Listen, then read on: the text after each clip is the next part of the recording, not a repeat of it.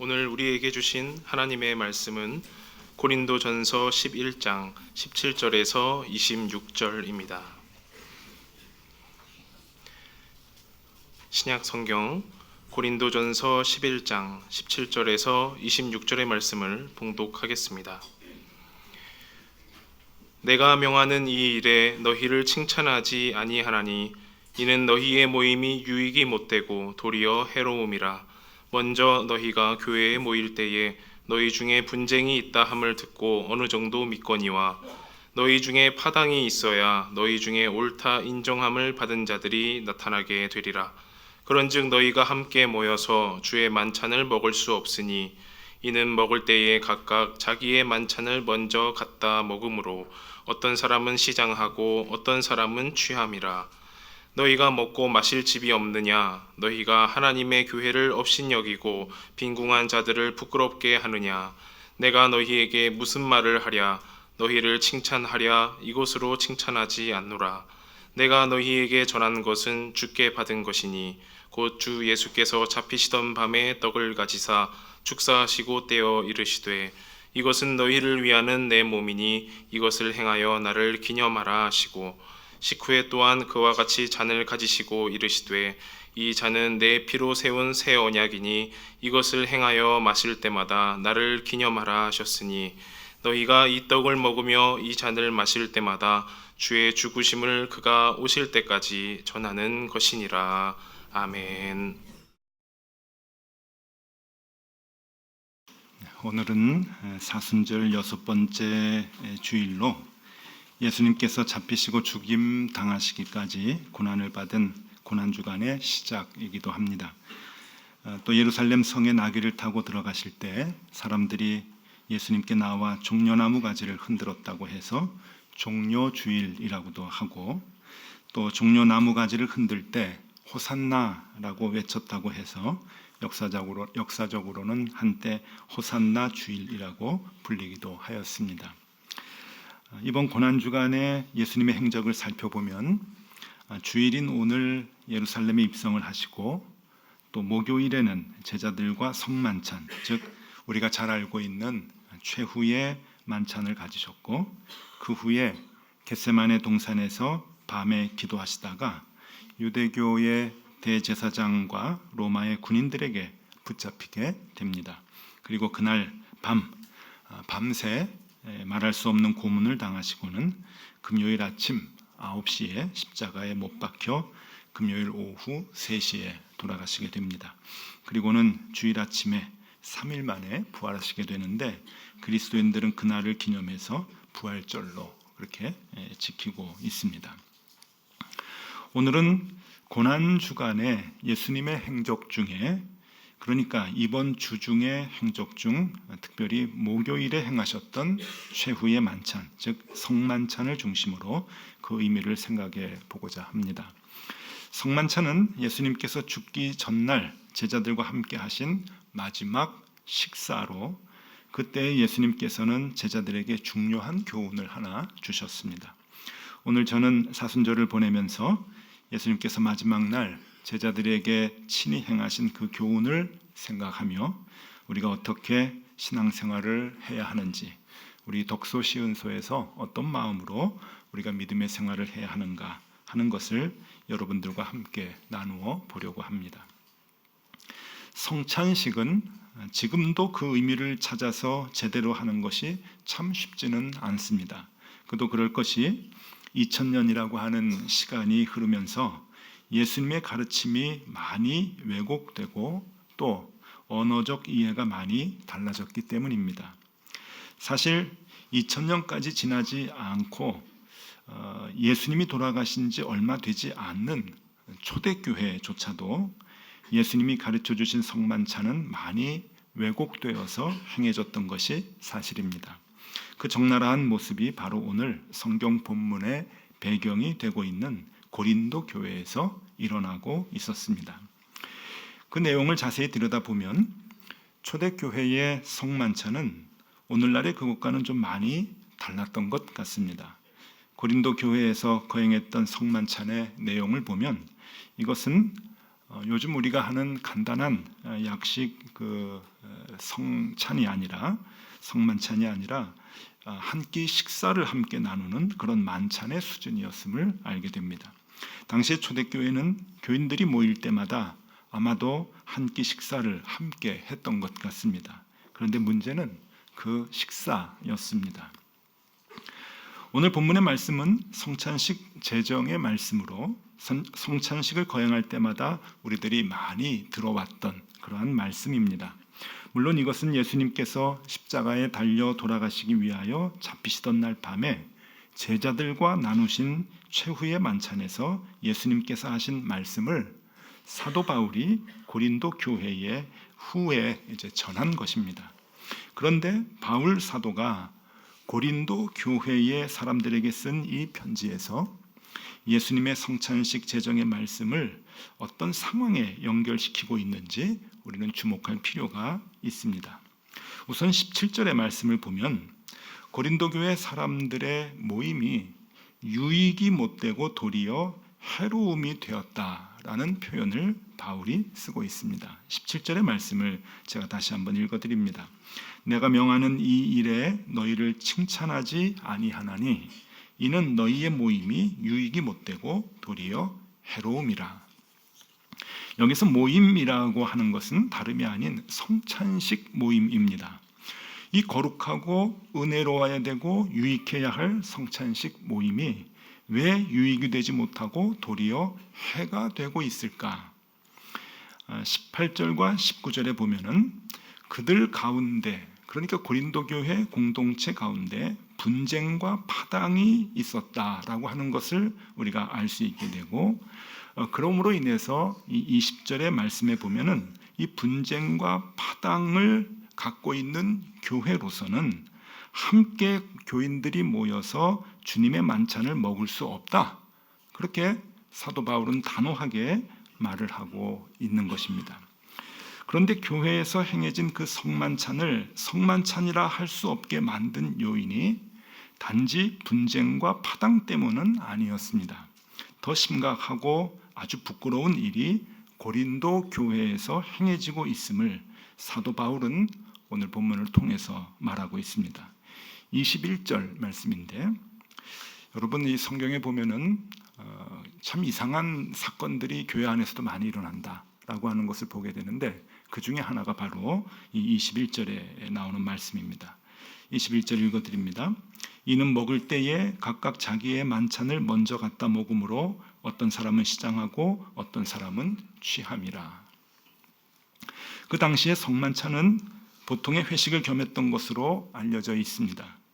교회에 모이는 사람들이 각자 음식을 준비해서 자기가 가지고 오면 그것을 다 차려놓고 함께 나누어 먹었던 것입니다. 그런데 어떤 사람들이 다른 사람들을 생각하지 않고 먼저 갖다 먹음으로써 남은 사람들은 먹지 못하고 배를 골아야 하는 일이 발생하곤 했던 것입니다. 음식이 차려진 식탁에 뒤늦게 도착한 사람들은 더 이상 남아있는 음식이 없어서 먹지 못하고 있는데, 먼저 다 갖다 먹은 사람들은 술까지, 성찬식엔 포도주가 있는데 그 술까지 다 마셔서 거나하게 취해 있곤 했다고 하니 이게 무슨 주님의 성만찬이겠느냐 하며 사도 바울이 한탄을 하고 있는 것입니다. 더군다나 22절에서 빈궁한 자들을 부끄럽게 했다라고 한 것을 보면 먼저 음식을 다 갖다 먹고 술까지 취하곤 했던 사람들이 부유한 사람들의 파당이었던 것으로 짐작이 됩니다.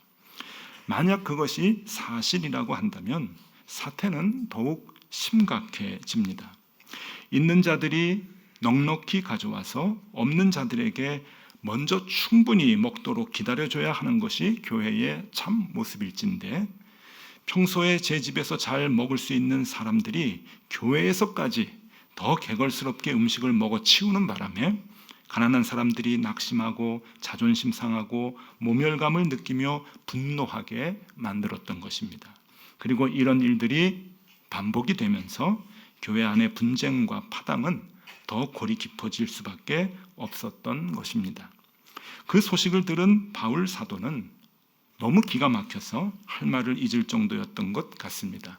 그래서 22절에 보면은 내가 너희에게 무슨 말을 하랴라고 하는 표현을 씁니다.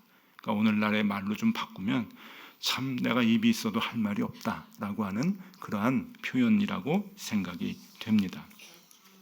사도 바울에게서는 이런 짓, 그러니까 좀 돈이 많고 권세가 많은 사람들이 먼저 식탁에 가가지고 다 먹어치우고 포도주도 다 마셔버리고 취하고 배불러서 이렇게 배를 두드리고 있는 그러한 것들이, 그런 짓이 단지 가난한 자들을 부끄럽게 한 것이라고 얘기하고 있지 않습니다. 그것 때문에 가난한 자들이 부끄러워하기는 했지만 사도 바울은 그 모습을 보고 그것은 하나님의 교회를 업신여기는 것이라고 분명히 얘기하고 있습니다. 교회에서 성도들이 다 함께 나누는 성만찬을 그냥 배를 채우기 위한 식사의 자리로 알고 있느냐?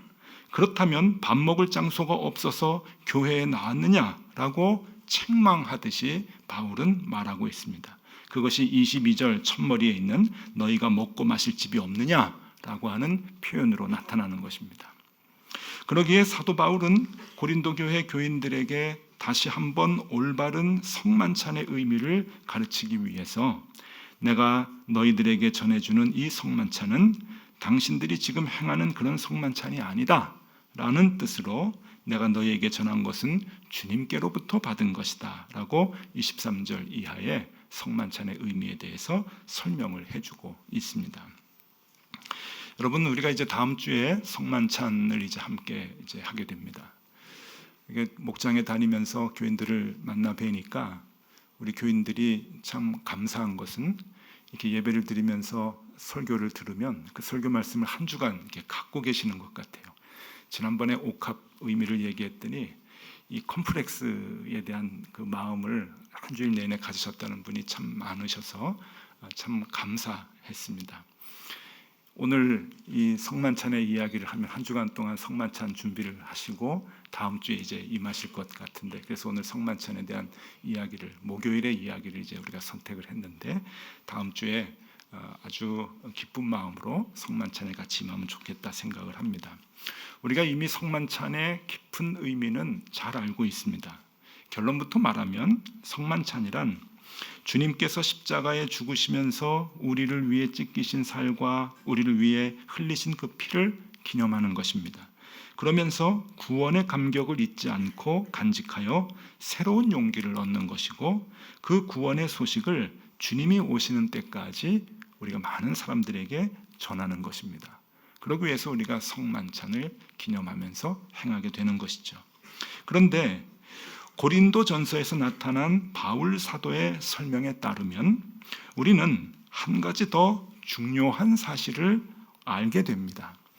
당시 교회에서 행해졌던 성만찬이 그저 음식을 나누는 식사의 자리가 아니라 모든 사람들 사이에 차별을 없애주는 거룩한 예식이었다고 하는 것을 알 수 있게 됩니다. 잘 아시다시피 2000년 전 당시 로마 사회는 사회적 신분이 엄격하게 구분되어 있었던 시대였습니다.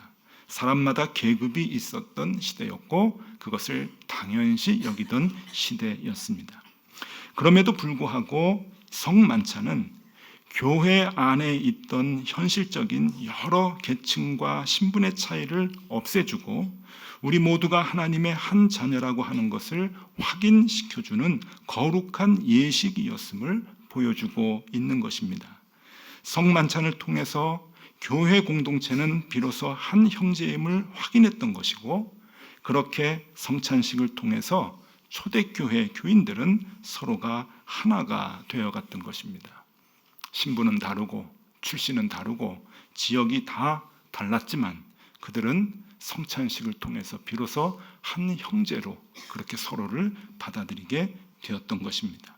그렇기 때문에 이러한 신분과 계층의 차이 등 사람들 사이에 있었던 모든 장벽을 제거하지 않는 그 상황에서의 성찬식은 무의미한 것일 뿐 아니라 성찬식을 욕되게 하는 것이다 라고 바울은 말하고 있는 것입니다.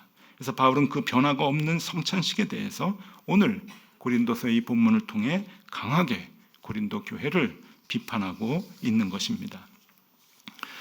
오늘 우리가 다 읽지는 않았지만 27절에서부터 쭉 보면, 그러니까 고린도전서 11장 27절에서 보면은 바울이 그것을 책망하는 내용이 나옵니다. 27절에서 29절의 말씀을 제가 읽어드립니다.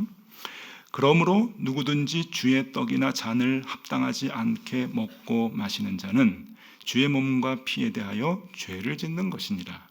사람이 자기를 살피고 그 후에야 이 떡을 먹고 이 잔을 마실지니 주의 몸을 분별하지 못하고 먹고 마시는 자는 자기의 죄를 먹고 마시는 것이니라. 제가 어려서 이제 교회를 쭉 다니면서 이제 중학교 3학년 때 세례를 받았는데, 그 후로 이제 성찬식에 쭉 참여를 했습니다. 성찬식을 집례하는 이제 목사님이 굉장히 많으셨는데, 제가 지금까지 살아오면서 많은 목사님을 만났는데, 이 집례하시는 목사님들이 성찬을 집례할 때 꼭 하시는 말씀이 있습니다. 공통적인 말씀이, 그것은 죄를 많이 지었거나 마음에 꺼림직하면은 성찬을 받지 마시라고. 그러면 이 성찬 이게 이제 죄를 먹는 것이다, 욕되게 하는 것이다. 이제 그 얘기를 항상 들었습니다. 그래서 성찬식이 있는 한 주간 전에는 굉장히 이 윤리적으로, 생활적으로 깨끗한 생활하려고 애를 많이 썼고, 어렸을 때 그 마음에, 젊었을 때 마음에, 그리고 정말 심각하게 내가 좀 죄가 많다, 잘못된 행실이 너무 많았다라고 생각할 경우에는 이렇게 거부하는 그런 때도 사실 없지 않아 있었습니다. 그런데 나중에 성경을 보면서 이 본문을 보니까 여기에서 죄를 먹고 마시는 것이다라고 하는 것이 그런 의미가 아닌 거예요. 윤리적으로 나의 생활에 아주 잘못된 점들이 있어서 성찬을 하지 못하고 하는 그 문제가 아니라, 여기서는 우리 공동체를 하나로 생각하고 가족으로 생각하지 않는, 그러니까 공동체의 사람들을 구분하고 차별하려고 하는 그 마음이 우리 가운데 그 구분하려고 하는 그 마음을 갖고 성찬에 참여한다고 한다면, 그것이 주님의 그 성찬을 욕되게 하는 것이고 죄를 먹고 마시는 것이다라고 하는 의미인 것입니다. 고린도전서 10장 말씀 보면, 그러니까 이 11장의 성찬에 대한 설명 바로 앞장 10장의 말씀을 보면 16절 17절에 바울은 이렇게 얘기합니다.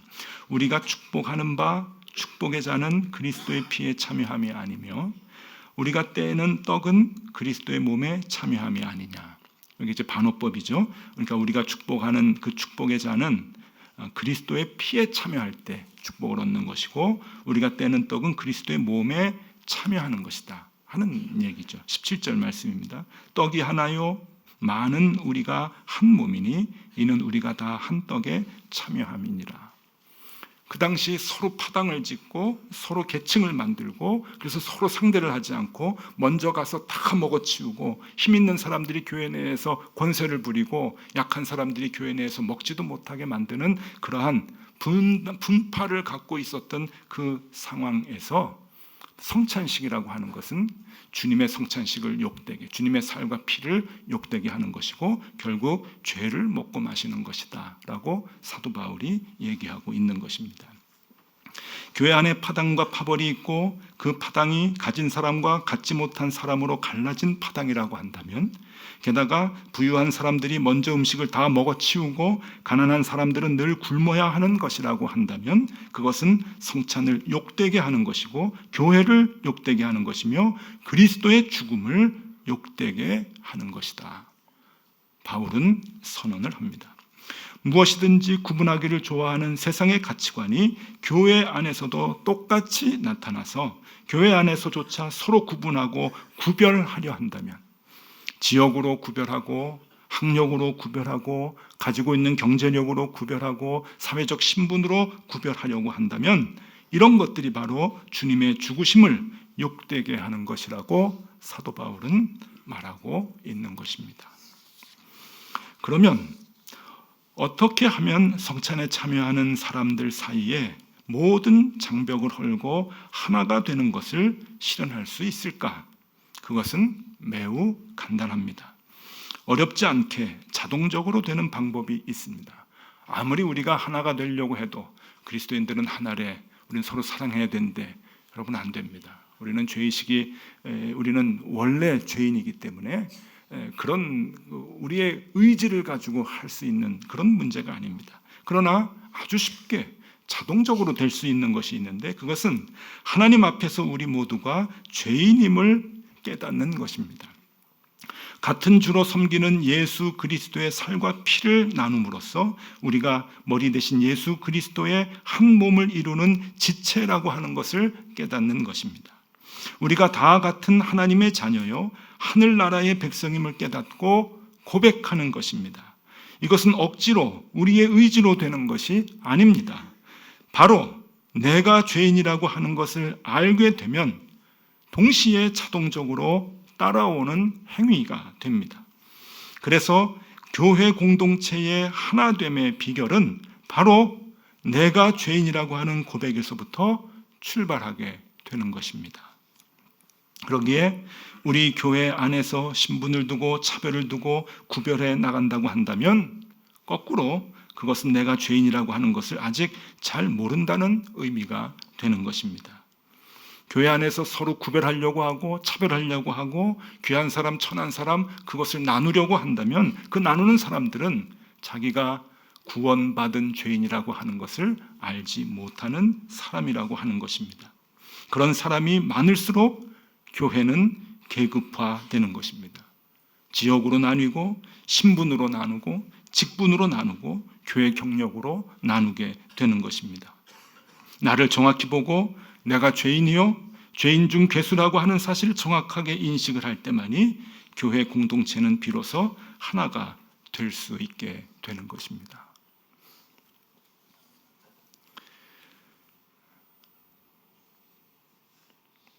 여러분들의 표정을 보니까 우리는 별 문제 없는데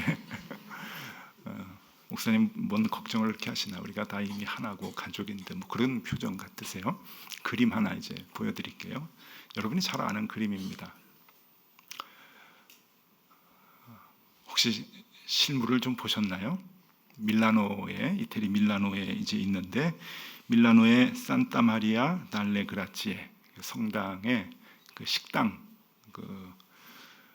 한쪽 벽면에 있는 8m 80, 4m 60 되는 그런 이제 그 벽화입니다. 벽화치고는 그렇게 큰 그림은 아닌데, 레오나르도 다빈치의 이 최후의 만찬이 세계 문화유산이면서 우리 인류의 그 그림 작품 중에 몇 안 되는 아주 소중하고 귀한 작품으로 이렇게 평가가 되는 그림이 있죠. 저게 어느 정도 귀한가 하면은 몇 차례 이제 그 전쟁이 있었을 때 저 벽면이 이제 무너지지 않게 하려고 그 성당의 수도사들이 모래주머니를 싸가지고 양쪽을 쌓았다고 합니다. 그래서 정말 2차 세계대전 때는 폭격을 맞아가지고 다른 쪽이 다 이렇게 무너졌고 나폴레옹 전쟁 때도 많이 이렇게 손상이 됐는데 저 벽면만은 그렇게 보존이 됐었다. 이제 그렇게 아주 귀한 이제 그림이죠. 근데 저 그림이 왜 이렇게 귀할까요, 여러분? 어떤 분들은 삼각형 구도다 이런 얘기를 하고, 어떤 분들은 원근법, 또 어떤 분들은 색상 이런 걸 이제 얘기들을 합니다. 그런데 저 그림이 참 소중하게 여겨지는 것은 저 그림이 담고 있는 많은 이야기들 때문에 그렇습니다. 근데 그 이야기들 중에 신앙적인 이야기들이 있습니다. 여러분, 저걸 이제 레오나르도 다빈치가 1494년부터 구상을 해가지고 완성되기까지 5년이 걸렸답니다. 근데 그 시대에 미켈란젤로가 그 로마, 그러니까 바티칸 박물관에 있는 그 천지창조, 그다음에 최후의 심판, 이 그림을 이제 벽에다도 그리고 천장에다도 그리고 그랬는데 어마어마한 그 사이즈의 그림이거든요. 그 미켈란젤로의 작품을 미켈란젤로가 4년을 그렸답니다. 그래서 사람들이 놀래요. 저 작품을 4년이라고 하는 긴 시간 동안에 그렸구나. 이게 놀라는데, 이 벽면에 있는 조그마한, 거기에 비하면 되게 작은 이 그림을 5년간 구상을 하고 이제 그린 걸 보면은 레오나르도 다빈치가 얼마나 심혈을 기울여서 이 그림을 하나하나 그렸는가라고 하는 것을 이제 엿볼 수가 있죠. 이 그림이 왜 귀할까요? 그것은 이 그림이 참 많은 이야기를 담고 있는 중에 참 귀한 그 포인트가 하나 있습니다. 그걸 좀 이제 알려드릴 텐데, 그 당시에 이제 많은 화가들은 누구나 다 이 최후의 만찬 그림을 하나씩 그립니다. 주로 이제 그때가 중세 교회 중심의 시대였기 때문에 다들 성경의 이야기를 이제 그리는데, 좋은 주제가 되는 것들은 이제 다 하나씩 화가들은 그리거든요. 그 중에 하나가 최후의 만찬이고, 또 그 당시에는 동네마다 성당들이 많아서 이 성당의 이제 벽면에 저런 그림들을 화가들에게 요청하면 화가들은 하나씩 이제 다 그려서, 그 당시에 중세에 유명했던 화가들은 이 좋은 최후의 만찬의 작품들을 다 하나씩 남겼습니다. 이 레오나르도 다빈치가 그렸던 이 15세기 말에 이 그 분위기, 그러니까 최후의 만찬을 그린 화가들의 그림을 여러분들에게 하나씩 좀 보여드리겠습니다. 먼저 안드레아 델 카스타뇨라고 하는 화가가 그린 그림입니다. 되게 좀 비슷하죠. 근데 뭐가 좀 틀린 게 하나 있죠? 다 한쪽 줄에 앉아 있고 맞은편에 한 사람이 앉아 있습니다. 언뜻 보면은 저분이 예수님이겠거나 생각을 하지만 예수님이 아니에요. 저분이 아니고 저 사람이 가룟 유다입니다. 그러니까 가룟 유다가 이제 앞에 있습니다. 그 뒤에 도메니코 기를란다요라고 하는 화가가 그린 그림도 역시 맞은편에 가룟 유다가 있어요. 그럼 뭘로 알 수 있냐면은 그 머리에 후광 있죠? 그거 보면 알 수 있습니다. 가룟 유다만 없어요. 이게요. 다 의미가 있는 거죠. 한 사람 한 사람. 또 다른 작품들을 좀 보겠습니다. 이 그림도 그렇고 되게 다 똑같이 그리는 거예요. 그 시대의 그림, 최후의 만찬 그림입니다. 또 다른 그림도 있고요. 여러 그림, 그 당시에 15세기의 최후의 만찬의 그림, 교회들의 그림은 다 저렇게 그렸는데, 다시 레오나르도 다빈치의 그림을 보여드립니다. 뭐가 다르죠? 뭐가 다릅니까? 가룟 유다가 함께 앉아 있어요. 이게 포인트입니다. 그 당시에 이 중세의 교회는, 그러니까 15세기 말이거든요. 16세기 초에 종교개혁이 일어났잖아요. 15세기 말에 교회가 너무 잘못된 것들을 많이 가르치고 잘못된 것들을 많이 행해서 이 15세기 초에 종교개혁이 일어나기 바로 직전, 그러니까 임계점에 다다랐을 때입니다. 그때 교회가 가장 좋아했던 신학이 예정론이었답니다. 그러니까 나중에 이제 그 칼빈이 종교개혁을 하고 예정론을 다시 설명을 하게 되는 거죠. 그것은 그 종교개혁 이전까지 이 중세 교회가, 가톨릭 교회가 종교개혁을 너무 왜곡해서 사용을 했던 거예요. 그래서 이 예정론을 통해서 기득권자의 기득권을 보호하고 죄인들을 구별을 하는데 썼던 것이죠. 태어날 때부터 너는 천한 사람이야. 태어날 때부터 너는 죄인이었지. 그래서 자리를 구분을 하는 거예요. 가룟 유다는 아예 그 맞은편 자리에다가 배제를 해놓고, 그리고 선한 사람들, 선택받은 사람들은 한쪽에 앉아있게 하는 것이 그 시대의 신학이었다고 하는 것이죠. 뭘 얘기합니까? 교회가 구분을 하고 있었던 거고, 그 구분을 고착화시키는 것이죠. 그리고 신분이 낮은 사람과 천한 사람, 죄인들을 아주 완전히 성인들과 구분을 시켜서 그들은 원래 그런 사람들이라고 그렇게 천하게 여겼던 그 시대에 레오나르도 다빈치가 그림을, 이 가룟 유다를 같은 선상에 놓고 그림을 그리게 됩니다. 많은 고민을 했을 것 같아요. 그래서 저 그림에 많은 숨어 있는 이야기 중에 하나가 가룟 유다가 제자들하고, 그리고 또 요한과 베드로와 함께 앉아 있는 겁니다. 뭘 얘기합니까? 예정돼서 죄를 짓는 것이 아니다. 우리의 죄성은 누구나 다, 성인이든 죄인이든 누구나 다 죄를 범할 수 있는 것이고, 반대로 누구나 다 하나님 앞에 구원을 받고 한 자녀가 될 수 있는 것이, 그것이 성만찬인 거예요. 성만찬에서 그것을 그리는 거죠. 여러분, 높은 뜻 덕소교회에서 우리가 새롭게 신앙생활을 합니다. 정의교회에서 오신 분도 계시고, 이곳에서 새롭게 등록하여 새가족이 되신 분들도 계십니다. 성만찬을 통해서 우리가 감당해야 하는 신앙의 자세, 그것은 우리가 모두 한 가족이 되었다, 그리고 그리스도 안에서 한 형제가 되었다라고 하는 고백입니다. 여러분, 여기가 가족입니다.